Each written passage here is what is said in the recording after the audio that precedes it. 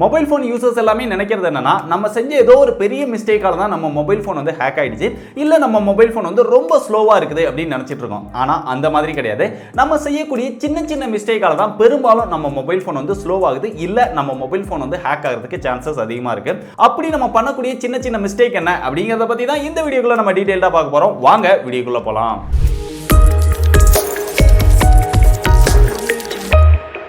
எல்லாருமே ஒரு புது மொபைல் ஃபோன் வாங்கின உடனே நம்ம செய்யக்கூடிய ஒரு பெரிய மிஸ்டேக் என்ன, அதுல தேவையில்லாத ப்ளோட்வேர்ஸ் ப்ரீ இன்ஸ்டால்ட் ஆப் அப்படின்னு சொல்லுவாங்க. அது நிறையவே இருக்கும். ஆனா அதெல்லாமே பெருசா நம்ம கண்டுக்க மாட்டோம். அது எல்லாமே அன்இன்ஸ்டால் பண்ணாம விட்டுருவோம். இது வந்து ஒரு பெரிய மிஸ்டேக். அதனால எப்பவுமே நீங்க மொபைல் ஃபோன் வாங்கின உடனே அதுல என்னென்ன ப்ளோட்வேர்ஸ் இருக்கு, எதெல்லாம் நம்மளால அன்இன்ஸ்டால் பண்ண முடியுது, எதெல்லாம் நமக்கு தேவையில்லை அப்படிங்கறத பார்த்து மறக்காம அன்இன்ஸ்டால் பண்ணிடணும். அதனாலயும் நம்மளுடைய மொபைல் ஃபோன் வந்து நாளடைவில் ரொம்பவே ஸ்லோவாகிறதுக்கு சான்சஸ் இருக்கு.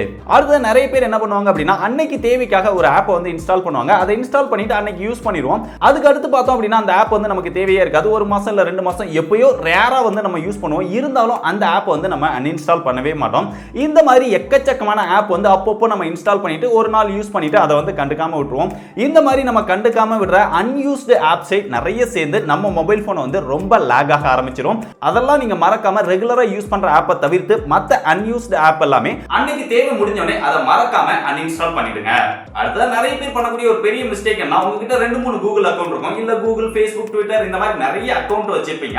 ஆனா எல்லா அக்கவுண்ட்டுக்குமே பாத்தீங்க அப்படின்னா சேமான பாஸ்வேர்டு வச்சிருப்பீங்க. முக்கியமா இந்த மாதிரி வைக்கவே கூடாது. ஒவ்வொன்றுக்கும் வேற வேற பாஸ்வேர்டு வைக்கணும். அது போக நீங்க பாஸ்வேர்டை வந்து அடிக்கடி சேஞ்ச் பண்ணிட்டே இருக்கணும். பாஸ்வேர்டை வந்து வருஷ கணக்கா நீங்க சேஞ்ச் பண்ணாம வச்சிருந்தீங்க அப்படின்னா ஈஸியா வந்து அதை ஹேக் பண்றதுக்கு அதிக சான்சஸ் இருக்கு. அது போக நிறைய பேர் இன்னும் ஈஸியா லாகின் பண்ணணும் அப்படிங்கிறதுக்காக மொபைல் பிரவுசர்லயே அந்த பாஸ்வேர்டை வந்து சேவ் பண்ணி வச்சிருவாங்க. அதனால எப்பவுமே நீங்க ஓபன் பண்ண உடனே அந்த இமெயில் ஐடி, பாஸ்வேர்டு இதெல்லாம் ஷோ பண்ணா டக்குன்னு 1 கிளிக்ல வந்து லாகின் பண்ணிடலாம் அப்படிங்கிறதுக்காக இந்த மாதிரி சேவ் பண்ணி வச்சிருக்கீங்க. இந்த மாதிரி விஷயங்கள் எல்லாம் கம்ப்ளீட்டா அவாய்ட் பண்ணிருங்க. உங்க மொபைல் போன்ல எதுலயுமே பாஸ்வேர்டை சேவ் பண்ணி வைக்காதீங்க. முக்கியமா பிரவுசர்ல சேவ் பண்ணி வைக்காதீங்க. ஈஸியா உங்க மொபைல் போனையோ உங்களுடைய பிரவுசரையோ ஹேக் பண்ணும்போது அந்த பாஸ்வேர்டு மூலமா உங்க அக்கவுண்ட் எல்லாத்தையுமே ஹேக் பண்ணிடுவாங்க. அதனால இந்த மிஸ்டேக் பண்ணவே பண்ணாதீங்க. அடுத்து நம்ம ஏதாவது ஆப் இன்ஸ்டால் பண்றோம் அப்படின்னா முடிஞ்ச வரைக்கும் பிளே ஸ்டோர்ல இருந்தே ஆப் இன்ஸ்டால் பண்ணுங்க. தேர்ட் பார்ட்டி அதாவது அன்னோன் சோர்சஸ் செலக்ட் பண்ணி நீங்க வந்து ஆப் இன்ஸ்டால் பண்ணவே பண்ணாதீங்க. அப்படி நீங்க இன்ஸ்டால் பண்றீங்க அப்படின்னா அந்த ஆப்போட ஃபங்க்ஷன்ஸ் உங்களுக்கு தெளிவா தெரிஞ்சிருக்கா, அது வந்து ஒரு கரெக்டான APK ஃபைலா அப்படின்னு தெரிஞ்சா மட்டும் இன்ஸ்டால் பண்ணுங்க. இன்ஸ்டால் பண்ணதுக்கு அப்புறம் அதோட பெர்மிஷன்ஸ், அந்த அன்னோன் சோர்சஸ் இதெல்லாமே மறக்காம டிசேபிள் பண்ணிருங்க. இந்த மாதிரி APK ஃபைல்ஸ் டவுன்லோட் பண்றதுக்காக நிறைய வெப்சைட் வந்து விசிட் பண்ணுவீங்க. அது போக நிறைய அன்வான்டட் வெப்சைட்டும் பிரவுசர் மூலமா நிறைய பேர் விசிட் பண்ணுவீங்க. இந்த மாதிரி நீங்க பிரவுசர்ல பிரவுஸ் பண்ணும்போது உங்களுக்கு கரெக்ட்டா வந்து லிங்க் கிளிக் பண்ண தெரியும், இல்ல எது அட்வர்டைஸ்மென்ட், எது லிங்க், எதை கிளிக் பண்ணா டவுன்லோட் ஆகும் அப்படிங்கறதெல்லாம் கரெக்ட்டா தெரிஞ்சா மட்டும் நீங்க பிரவுசர்ல பிரவுஸ் பண்ணுங்க. அப்படி இல்ல இதெல்லாம் உங்களுக்கு கரெக்ட்டா தெரியாது அப்படின்னா நீங்க பிரவுஸ் பண்றதை தவிர்த்துங்க. ஏன்னா பிரவுஸ் பண்ணும்போது உங்களுக்கு நிறைய தேவையில்லாத விளம்பரங்கள், தேவையில்லாத லிங்க்ஸ் இதெல்லாம் நீங்க கிளிக் பண்ணிட்டீங்க அப்படின்னா உங்க மொபைல் போன்ல மால்வேரோ இல்ல வைரஸோ வரதுக்கு அதிக சான்சஸ் இருக்கு. அதன் மூலமா தான் பெரும்பாலான மொபைல் போன் வந்து ஹேக் ஆகுது. அதனால எப்பவுமே நீங்க பிரவுஸ் பண்றீங்க அப்படின்னா அன்வான்டட் லிங்க்ஸை தப்பி தவறி கூட கிளிக் பண்ணிடாதீங்க. அட்வர்டைஸ்மென்ட்டும் தெரியாத அட்வர்டைஸ்மென்ட், கூகுள் ஆட்ஸ்னா பிரச்சனை இல்ல, நிறைய தேர்ட் பார்ட்டி வெப்சைட்ல இருந்து தேவையில்லாத ஆட்ஸ், பாப்அப்ஸ் இதெல்லாமே கொடுப்பாங்க. அந்த மாதிரி நீங்க கிளிக் பண்ணும்போது ஆட்டோமேட்டிக்கா உங்க மொபைல் போன்லயே ஆப் இன்ஸ்டால் ஆகிறதுக்கு சான்சஸ் அதிகம் இருக்குது.